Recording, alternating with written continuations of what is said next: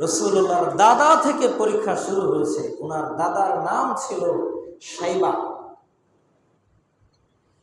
ওনার দাদা পিতা হাশেম মদিনাতে একটা বিবাহ করেছিলেন।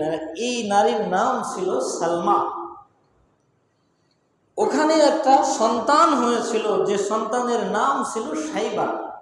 শাইবা নাম এজন্য রাখা হয়েছিল যে জন্মগতভাবেই ওনার চুল সাদা ছিল, আর আরবিতে যার চুল দাড়ি সাদা হয়ে যায় তাকে শাইবা বলা হয়। তো ওনার নাম রাখা হইল শাইবা। উনি তখনও ছোট ছিলেন, মদিনাতেই ছিলেন। ইতিমধ্যে রসুলের দাদার যে পিতা পরদাদা হাশেম, তার ইন্তেকাল হয়ে যায়। উনি মক্কাতে কখনো আসেন উনি, অর্থাৎ ওনার দাদার বাড়িতে কখনো আসেন উনি, মদিনাতেই মায়ের কাছেই থাকেন। তো হাশেমের দ্বিতীয় একজন পুত্র ছিল যার নাম ছিল মুত্তালিব।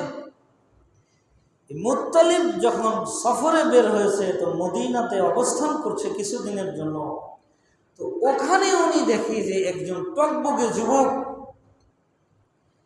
বাচ্চারা তীরআন্দাজি করছে। তো এই যুবকটা যেটাকে নিশানা বানাচ্ছে, কোনো নিশানা তার চ্যুত হচ্ছে না, ঠিক মতো লাগছে।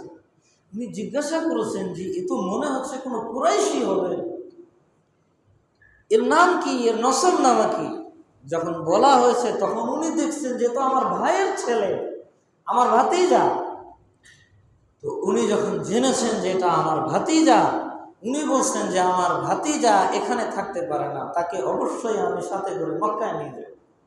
ওনার আম্মার সাথে কথা বলছেন, খানদানের সাথে কথা বলছেন, বলে সাথে করে ওনাকে মক্কায় নিয়ে আসছেন। মক্কাতে যখন উনি প্রবেশ করেছেন, ওনার ঘোড়ার পিছনেই শাইবা বসা ছিল। মানুষ দেখছে যে